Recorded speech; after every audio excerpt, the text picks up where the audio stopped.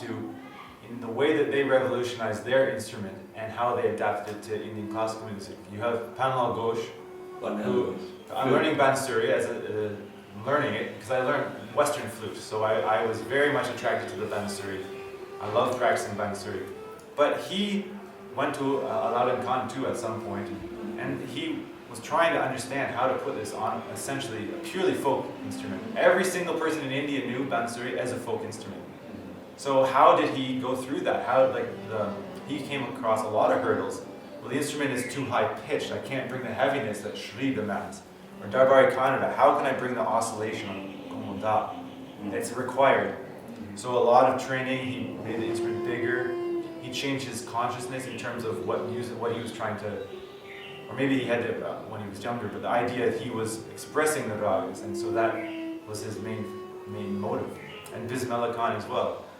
How he took the ragas on and put them on the Shanai, so that nobody said, well, this is a weird fusion of folk music, and it became pure because of his approach to it. So when I look at those two people, then I say, there's nothing stopping the saxophone from producing this music, other than me. The saxophone itself can do it because it's the person behind the instrument. But it doesn't mean that it's easy, because certain elements are not natural at all. And certain elements, every instrument has limitations and things that it can excel at. Like even a sitar suro doesn't have sustenance like a vocalist. So in one way, that's a great benefit of a saxophone. It's a sustaining instrument, a blowing instrument, like a bansuri.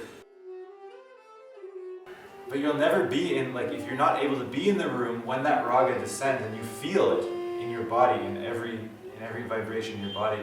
Skype doesn't give you that. So you can get a lot of the technicalities, you can get the paltas, you can get the language of the ragas, let's say, through Skype, but the whole essence of it, the feeling, you would most likely be missing.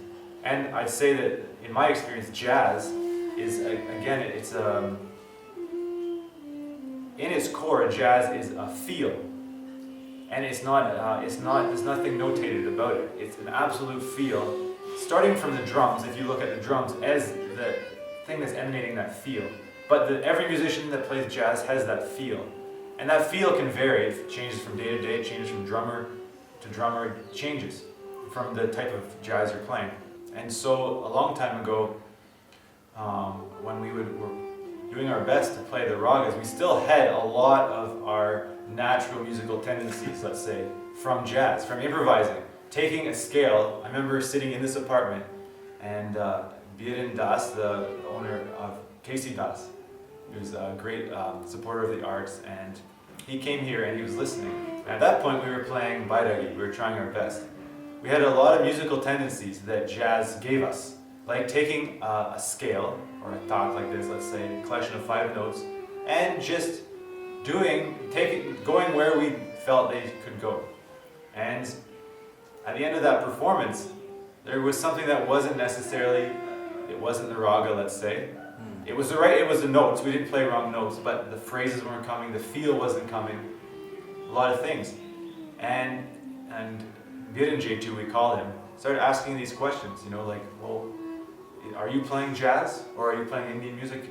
It's a bit of both, it's sort of a fine line. So that's when our Guruji said, well look, you have a jazz side, a creative side that can take things and create from nothing to something. Or let's say there's no prescribed way it's supposed to sound.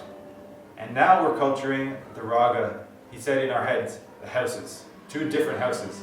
So the raga house has to be there when you are going to sit to play Bairagi, you need to have the language that's sectioned off. It's different language, different sensibilities, different. So that's something that we've been working on. Fusion should be a blending of things, right? So if you think about maybe 2 different kinds of dal, right? You don't just take one handful, a little pinch of one dal and drop it on the other one and call it fusion. You have to actually take half and half and mix them together so that you get a full blend. So this is our fusion. It's not just saying, okay, so we're going to take a raga and put a Western drum kit and everyone takes a turn, and then we finish, and then we start the next raga, and what, you know, we don't do like this. We try to craft, you know, what is the essence of this thing, what is the essence of this thing, and how can we bring them together in a very creative way. That's what we try to do. More than half of the band in those days is fully trained in Indian music. Trichy Shankaran is a massively famous mridangist, and Subha Shankaran, his daughter, grew up accompanying her father, you know, keeping tala, and training with him and singing, and every time an artist came to the house, so she knows Carnatic music very well. And I play lots of tabla, so, but we don't do the traditional, you know, usually it's like, okay, so we have a Western song and now we'll put some sitar in the background. This is what the Western fusion is often like this. We take a Western song and the sitar player goes, and it's, you know, whatever. It's not really a fusion. There's nothing there. So we try to be careful about it and do something that's respectful to both sides. Fusion and the music industry. Fusion is a product of commercialism. And I don't do fusion then. If you look at it that way, because I don't create music for commercialism. I create music for art, and Ed's the same way. And that's the difference between, I think in the West, a lot of what's happening is that the artists are taking elements from different places, from India, from the West, and they're doing it through a purely artistic expression, with the, you know, with the knowledge that they have of both sides.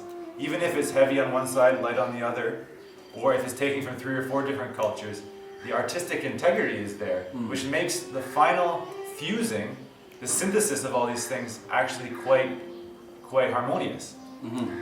And that's where I think that you can find that it doesn't really matter how much you know necessarily about each individual part, but it's about the integrity, the artistic integrity that you do it with. And so that's where I find that sometimes the word fusion is very clearly is commercial music. It's put together to please lots of people.